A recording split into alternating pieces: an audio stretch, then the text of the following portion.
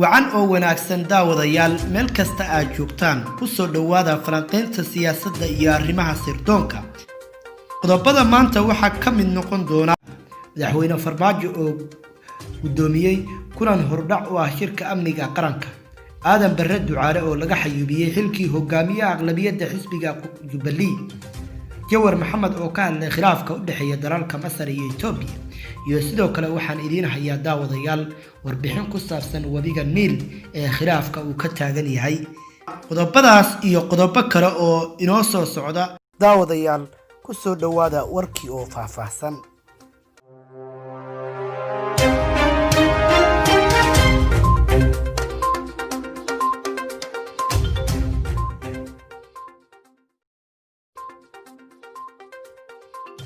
madaxweynaha jamhuuriyadda federaalka Soomaaliya Mudane Maxamed Cabdullaahi Farmaajo oo gudoomiyay kulan hordhac u ah shirka amniga qaranka oo ku qabsoomay aaladda internetka ayaa madaxweynayaasha dowlad goboleedyada iyo gudoomiyaha gobolka Banaadir uga warbixiyay wadahadaladii Djibouti uga furmay dowladda federaalka Soomaaliya iyo maamulka gooni-goosadka ah ee Somaliland. shirkan waxaa ka soo qayb galay ra'iisul wasaaraha xukuumadda federaalka Soomaaliya Mudane Xasan Cali Khayre iyo ra'iisul wasaare ku-xigeenka xukuumadda Mudane Mahdi Maxamed Guuleed Khadar,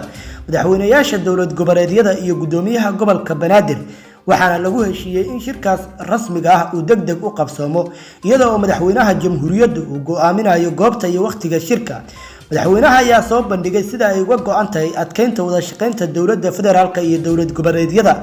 taas oo muhiim u ah xaqiijinta yididiilada shacabka Soomaaliyeed ee dowladnimada iyo dib u soo celinta qarannimadooda.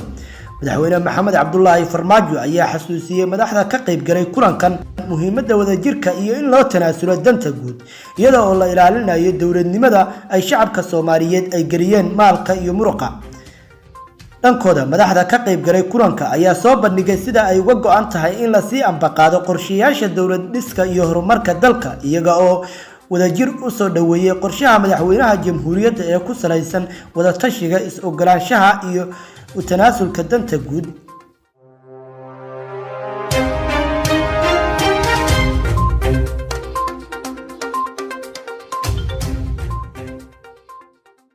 Aadan Barre Ducaale oo ahaa hogaamiyihii aqlabiyadda baarlamaanka jamhuuriyadda Kenya ayaa lagu sameeyay xilka qaadis kadib markii inta badan xubnaha xisbiga talada haya ee Jubilee ay kala noqdeen kalsoonidii. xilka qaadista Aadan Barre Ducaale ayaa timid kadib markii maanta magaalada Nairobi lagu qabtay kulan uu shir gudoominayay madaxweynaha Kenya Uhuru Kenyatta. Master Aadan Ducaale ayaa laga soo doortaa magaalada Garissa ee gobolka Waqooyi Bari ee Kenya. waxa uuna baarlamaanka ka tirsanaa muddo 12 sano ah. 8 sano ayuu ahaa hogaamiyaha aqlabiyadda baarlamaanka jamhuuriyadda Kenya, jagadaas oo ah awoodda saddexaad ee dalka marka laga yimaado madaxweynaha iyo madaxweyne ku-xigeenka. xilkaas ayaa loo magacaabay xildhibaan magaciisa lagu sheegay Amos Kimunya oo ka tirsan isbahaysigii xisbiga isu bedelay ee Jubilee. Soomaalida Kenya ayaa maanta lumisay kursi muhiim ah oo awood lahaa. sideed u aragtaan daawadayaal xilka laga qaaday Aadan Barre Ducaale? ma ku faraxsan tahay mise waad ka xun tahay? ra'yigaaga hoos noogu reeb.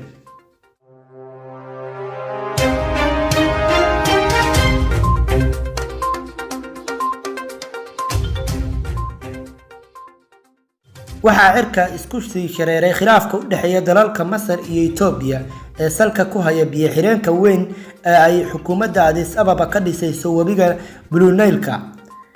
Jawar Maxamed oo lagu sheego inuu yahay ninkii sababta u ahaa inuu isbedel ka dhaco dalka Itoobiya, gaar ahaanna inuu iscasilo ra'iisul wasaare Dr. Haile Mariam Desalegn, ayaa fariin uu bartiisa Twitter ka soo dhigay ku sheegay in Itoobiya aysan ka waraacin cabashada Masar. ma ahan inaan ka waraacno arrimaha ku saabsan Masar iyo dagaalka ka dhalan kara. waa arrin faa'iido ugu jirta siyaasadda dalkooda. dhibkeena waa faragelin nooga timaada Mareykanka iyo Bangiga Adduunka. xalka ugu dambeeya waa in la dhiso biyo xireenka hanjabaad walba oo ka timaado, ayuu yiri Jawar Maxamed. Masar ayaa golaha ammaanka qaramada midoobay isbuucan ka codsatay wadaxaajoodka saddex geesoodka ee ku saabsan biyo xireenka ay Itoobiya ka dhisayso wabiga Niil inuu soo farageliyo. Masar inta ay cabashadeeda si rasmi ah ugu gudbin qaramada midoobay. wasiirka arrimaha dibadda Itoobiya Degu Andarjawuf wuxuu warbaahinta dalka Itoobiya uu toddobaadkii hore u sheegay Masar inay diyaar u ahayn in wadahadal wax walba lagu dhameeyo oo ay doonayso Itoobiya inay cadaadis siyaasadeed oo ka baxsan wadahadalada ay saarto iyadoo boqolkiiba 70 la dhameystiray dhismaha biyo xireenka ayaa waxaa la filayaa in bisha July la bilaabo buuxintiisa waxaana aad u sii yaraanayo waqtiga lagu dhameystiri karo wadahadalada saddex geesoodka ah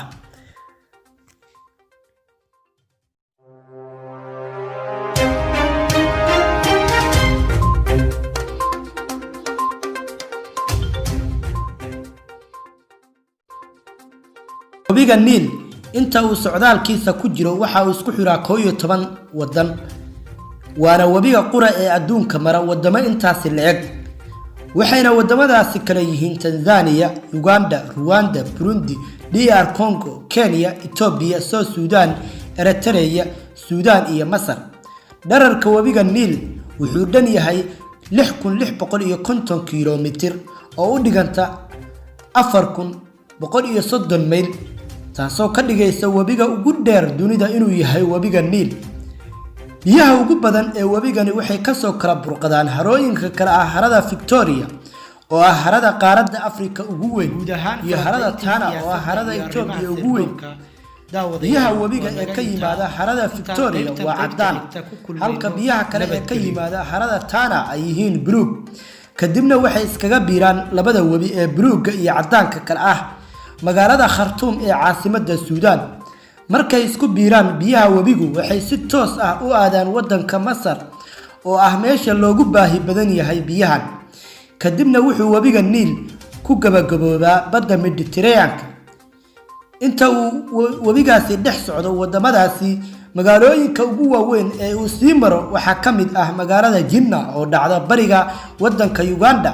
magaalada Juba ee caasimadda South Sudan iyo magaalada Khartoum ee caasimadda dalka Jamhuuriyadda Suudaan iyo magaalada Qaahira ee caasimadda Masar waa wadanka qura ee ugu baahi badan biyaha webiga Niil waa isha laga cabo waxna lagu soo saarsado wadankaasi dhammaan adeeg kasta oo horumarineed oo Masar ka haraqaada waxa saameyn ku leh biyaha webiga Niil haddii biyahaas la waayana gabi ahaanba nolol wax la yiraahdo wadankaasi kama jirayso sidaa daraadeed Masaaridu waxay aaminsan yihiin inay iyagu iska leeyihiin biyaha webiga Niil